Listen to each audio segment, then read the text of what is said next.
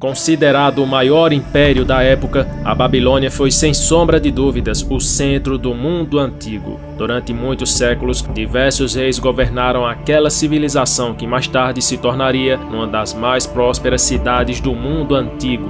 Um rei em particular foi um dos grandes nomes por trás da revitalização do império. Seu nome é Nabucodonosor II. Se liga aí que hoje conheceremos quem foi esse importante soberano que restaurou a glória da Babilônia.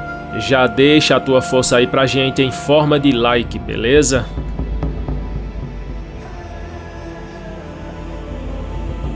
Nabucodonosor nasceu em 642 a.C. e apesar do mesmo nome, ele nada tem a ver com o primeiro Nabucodonosor, que governou 500 anos antes. O reinado de Nabucodonosor II inicia com a morte de seu pai, no ano de 605 a.C. Seu pai, que também foi de grande importância para a Babilônia, se chamava Nabopolassar e fundou um período que corresponde ao Império Neobabilônico, período esse de grandes conquistas para os babilônicos. Foi nesse ano, inclusive, que, sob o comando do seu pai, Nabucodonosor, quando ainda era herdeiro, esmagou o faraó do Egito, Neco II, e suas tropas na Batalha de Carquemes. Apesar da derrota, os egípcios continuaram tendo grande influência no Oriente.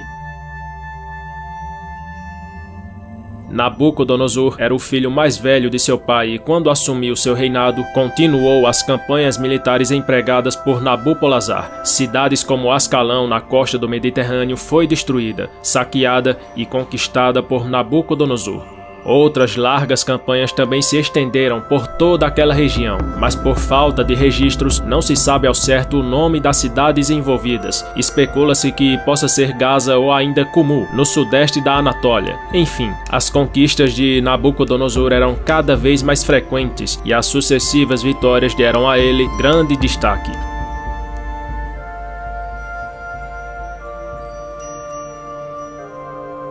Além de registros históricos, outra fonte que menciona Nabucodonosor é a Bíblia. Os livros de 2º Reis, Jeremias, 2º Crônicas e Daniel relatam alguns dos atos de Nabucodonosor contra o povo judeu.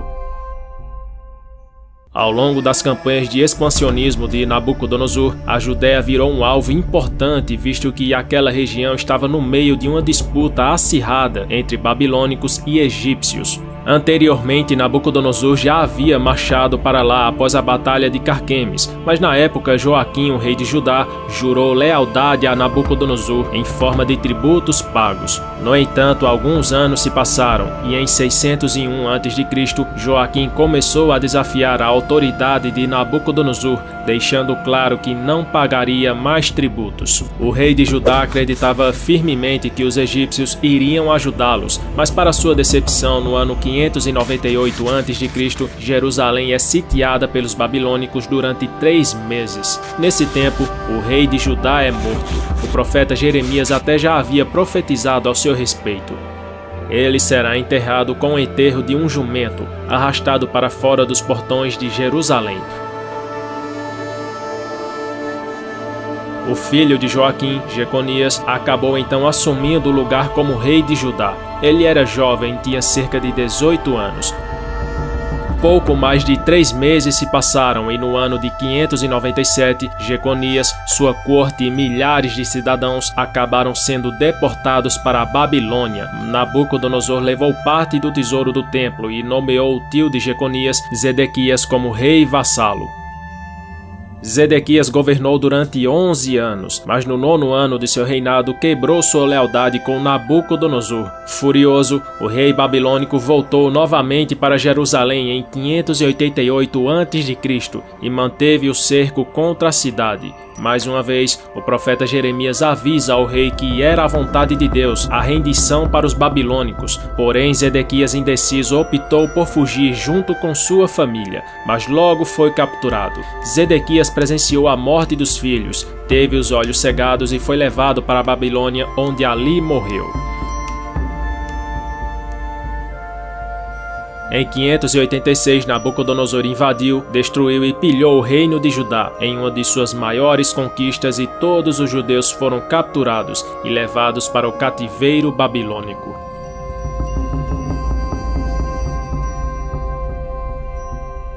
Outro aspecto do reinado de Nabucodonosor foi a reconstrução da Babilônia e a construção de fortificações ao redor da cidade, um trabalho grandioso feito para modernizar a capital, além de mantê-la segura. A construção dos famosos zigurates, templos religiosos, era algo importante para os babilônicos, já que essas estruturas tinham como função manter a sociedade mais próximas de seus deuses. Os zigurates serviam também como moradia de governantes e depósitos para cereais. Nabucodonosor, como arquiteto, mandou ainda construir um portão que dava acesso à cidade, chamado de Ista, em homenagem à deusa babilônica. Ela estava localizada ao lado norte da Babilônia, totalmente ornamentado com azulejos azuis. Ilustrado de leões, touros e dragões, essa porta de entrada para muitos viajantes foi por muitos considerado uma das 7 maravilhas do mundo antigo.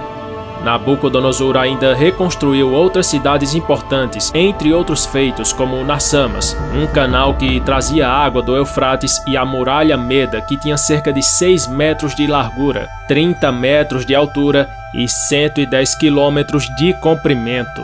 A muralha, como o próprio nome diz, era uma barreira defensiva contra os povos medos. Nabucodonosor reinou por 43 anos e seu governo foi o mais longo de sua dinastia. Após ficar doente, ele morreu no ano 562 a.C., quando tinha 80 anos. Esse foi o vídeo de hoje, pessoal. Qual outra história interessante da antiguidade você gostaria de ver aqui no canal? Responde aí pra gente nos comentários. Não esquece do teu like, de se inscrever no canal e também ativar o sininho de notificações. Até mais!